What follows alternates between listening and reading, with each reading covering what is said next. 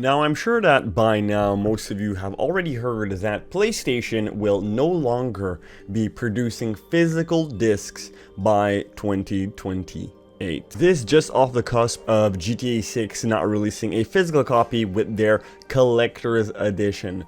But before we get into that, my name is Isaac, and if you could drop a like and a sub to the channel, that would be fantastic. Now, without further ado, let's continue. New PlayStation games will no longer be released on disc from January 2028, the game giant has announced. Sony said in blog posts new games will still be able to be bought in shops, but they would come with a digital code. Straight up right now, PlayStation is pulling a Nintendo. If you go to EB Games, Best Buy, Walmart, and buy a physical copy of a Nintendo Switch 2 game, if it is from a third party, you will get a digital code allowing you to download the game onto your Switch 2. And if we're being honest, most of us knew this was coming many years ago because it started all on PC. I remember my brother and my dad, they had bought Command and Conquer Tiberian Sun, and they needed a physical disc. The game came on the disc and then you had to download it onto the computer. I was never really into PC gaming. I was more of a console gamer, so I was very much more into my physical media, but at some point I decided to build my PC, and by building my PC, it didn't even come with a disc port. All of my PC games are digital content. The difference between buying digital on PlayStation and buying digital on PC is that on a PC, once you buy the game, it's yours. When you're buying it on PlayStation, you're technically renting it out, which honestly is where all the outrage is coming from, because not so long ago, I believe it was last year or 2 years ago, PlayStation decided to wipe I think about around 500 TV shows that people had bought, and that people would not have a way to watch it and would not be refunded for their purchases either. They got immense backlash and were forced to reverse that decision, but here they are again doing the same thing with different TV shows, and the backlash is significantly less worse than the previous time.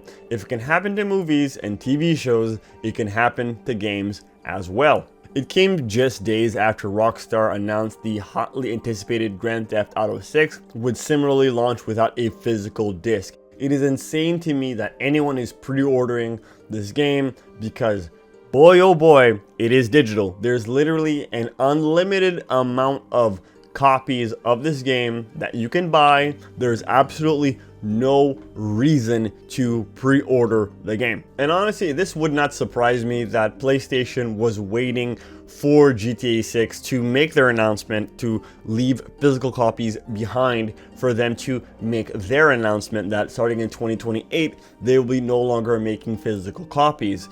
If insiders are to be believed, the PlayStation 6 will be officially launching end of 2027.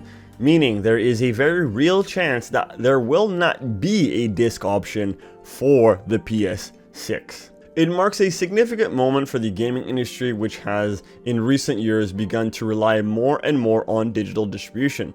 Sony said the move came as consumers' preferences and the broader entertainment industry continues to shift away from physical disc to digital. And we can't even act like GTA 6 is one of the first ones, because I remember I have the collector's edition of God of War with Mjolnir's hammer, and guess what? I got a code. I thought I was getting a game, I got a freaking code. And then eventually when I finally was able to buy a PS5, the only PS5 available was the one that came with God of War, and I was like, alright, well at least I'll get a disc this time. No, you got more codes. That is it. That is all. This is the natural direction for Sony Interactive Entertainment to adapt consumer trends as the general preference for digital media significantly outpace physical discs. Well, I mean, I can completely understand because I grew up in a town where there was not a lot of public transportation. So if I wanted to buy a game, I would have to walk an hour to 2 hours to get to the closest game shop so that I could then walk back home and finally play that game. The moment I got digital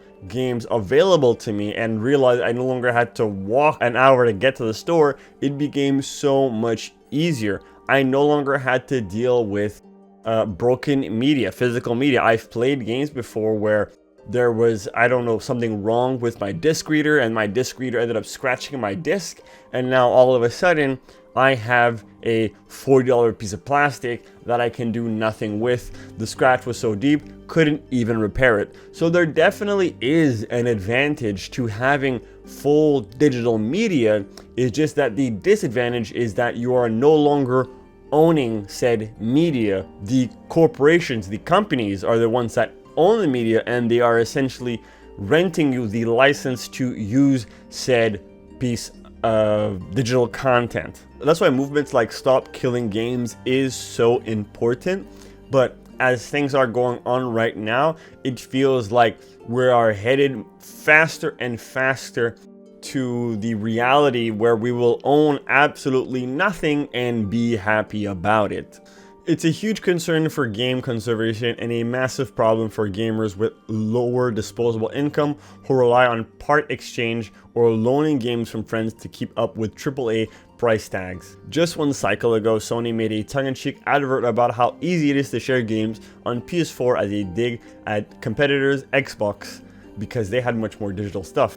And yes, I know some of you are gonna go, oh well, you can game share with PlayStation Plus. Yes, you can. However, it is a service that you need to pay for. You have to pay to play online, which is crazy to me because it is free. We already have an internet connection. I shouldn't have to pay a secondary subscription just so that I could play online. I think that the PlayStation 6 is really going to fall into the luxury items. Gaming is going to be a luxury hobby. It won't be a regular hobby anymore because the prices of these consoles, I mean, just look at the Steam machine going for 1.5K in Canada. The PlayStation 6 is probably going to be around the same price, more expensive. I wouldn't even be surprised if we saw 1.7K because the Steam machine is comparable to a PS5, not a PS5 Pro, right? So if we're going to go from PS5 Pro, jump up into PS6, there's a very real chance